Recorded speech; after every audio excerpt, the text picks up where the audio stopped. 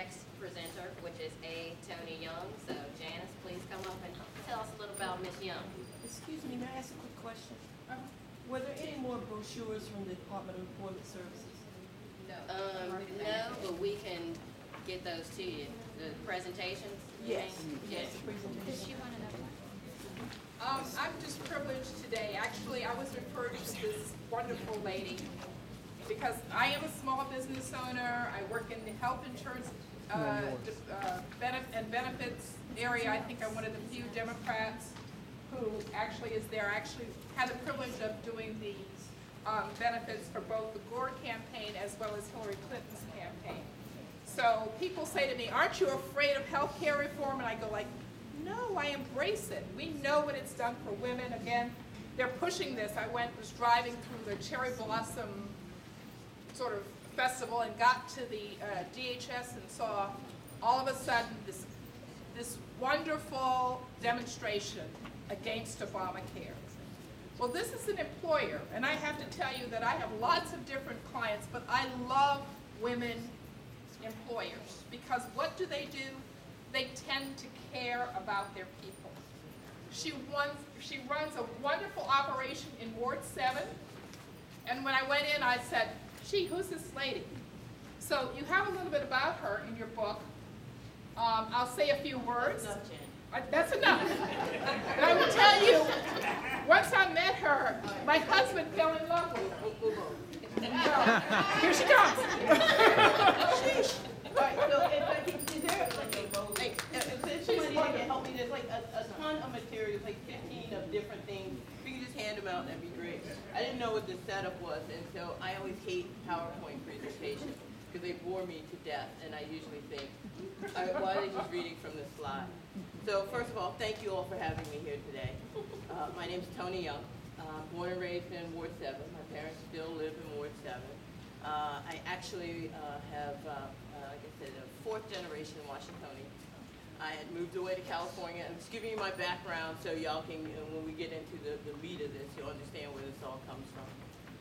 I moved to California in 1996, stayed out there for about like 8 years, ran for office twice out there, moved back here in 2003, moved to Ward 6, thought I was going to run for office in Ward 6, and my, oh my, did I have a demographic shift in front of me.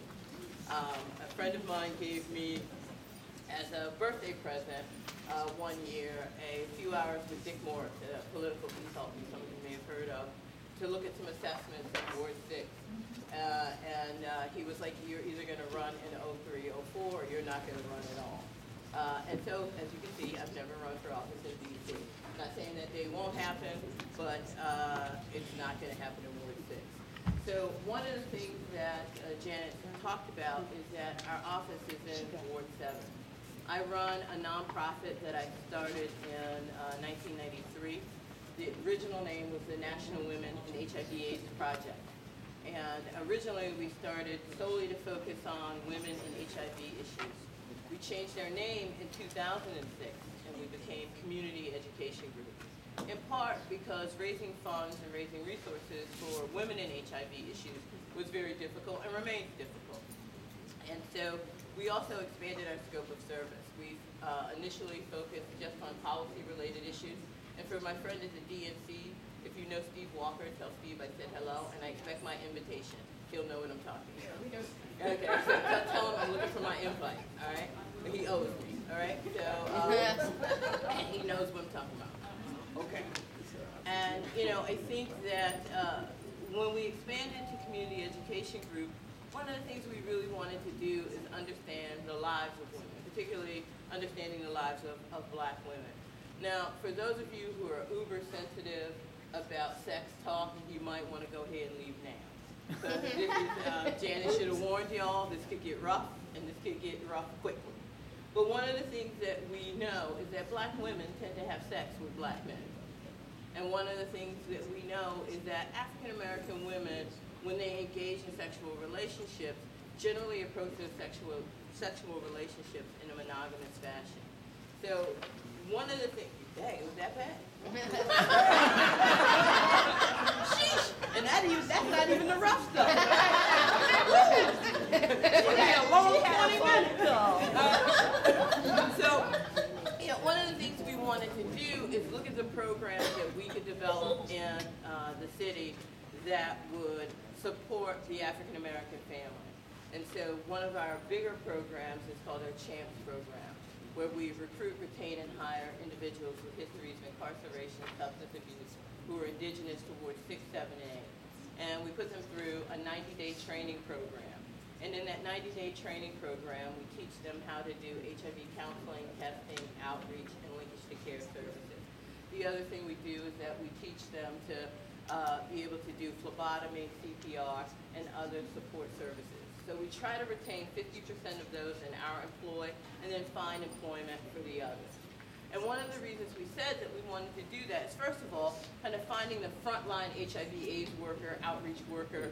There's some more materials in the bag because they only have one right now. It's like 50 things in there. They need one of each. Sorry. And just go ahead and have a party in my bag. So one of the things that we wanted to do is to figure out ways that we could address one of the greatest challenges, and I think the greatest indicators of HIV, and that's socioeconomics. People don't get it, that poverty and HIV are integrally linked. You know, for DC, a lot of people think, well, it's that we have a ton of people who are on the, let me back up. How many people in the room have been tested for HIV? All right, how many of y'all lying? I think I have. See, you know what? Hazel Thomas. I love you, Hazel. I think. Because that's the answer. You know, I mean, because many people go to the doctor, and when they say go to the doctor and they get their blood work done, you assume the doctor has tested you for HIV. Yeah, we do. No, it's a false assumption. For insurance, Huh? when you apply for insurance, Not sometimes. They will when you do it. But so, okay, who didn't raise their hand on the test for HIV? Who did not raise their hand? Why have you not been tested for HIV? Okay, so guess what the rising population in DC is for HIV? Seniors. Black seniors. You know why? It's a risky combination. Viagra, Social Security check, and the number of men who live and women who live. Right? So the combination of those two things means, and we also have a generational gap. So, we're probably maybe 10 years apart or 5 years apart, but the previous generation saw a condom as birth control. They didn't see it as, preventing a sexually transmitted disease. So older men say, I don't really need to use a condom for a whole bunch of reasons. So we have to kind of really begin to impact how people see HIV and HIV transmission. I'm going to say this, is that for DC, DC has been actually in the forefront of the media for the last 5 years. For the longest time, you didn't want to live in DC with HIV. You didn't want to work in DC in HIV because we have the largest epidemic per capita. Many people compare the epidemic of HIV/AIDS in the District of Columbia to many sub-Saharan African nations. And so some people will say it's 1 in 20 individuals. And so you think about it. I mean, you don't have to, spread your business out here publicly. But over the course of your lifetime, 20 sexual partners. Now, for some people, that's a weekend, and for some people, that's a lifetime. Right? See, I knew it was going to be Hazel, but I didn't want to name names. I said, keep it in your own mind. Keep your business to yourself. See, we can all have, whoever do what they do is what they do. So, and again, I think the greatest challenge is getting people to understand that 1 in 20, we like to still think that HIV is somebody else's disease. We like to think that HIV is still the gay white person's disease. We like to think that HIV is the gay white disease. We like to think HIV is somebody else but us. DC did a study on heterosexual African Americans, which is the primary population that we focus on, right? And what they found is that the epidemic was the same. That in DC, we have 2 epidemics. We have a parallel epidemic. Heterosexual African American, men and women, and men who have sex with men. So The thing is that for many of our kind of heterosexual African-American neighborhoods, families, friends, social networks, sexual networks, you know, we don't see ourselves at risk. Those networks say, well, I'm really not the person who's at risk, so I can take this one chance with this sexual encounter and go ahead, no rubber, ask no questions. But the truth of the matter is that in DC, that's not so. Because one of the things people ask all the time, why is HIV so rampant in DC? It's what we call density of epidemic, right? What that means is that it's the number of people living with HIV in DC. It's not about that there's just this, you know, everybody who comes out of jail is gonna give you HIV because they had all the sex in jail. It's not true either. So let's just bust up some myths. What happens in DC, can I sit on the arm of this chair? I did this.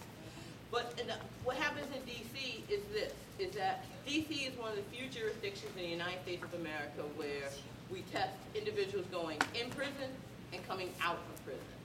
So what we know is that it's not that a lot of people are getting HIV in prison, which is what people often think.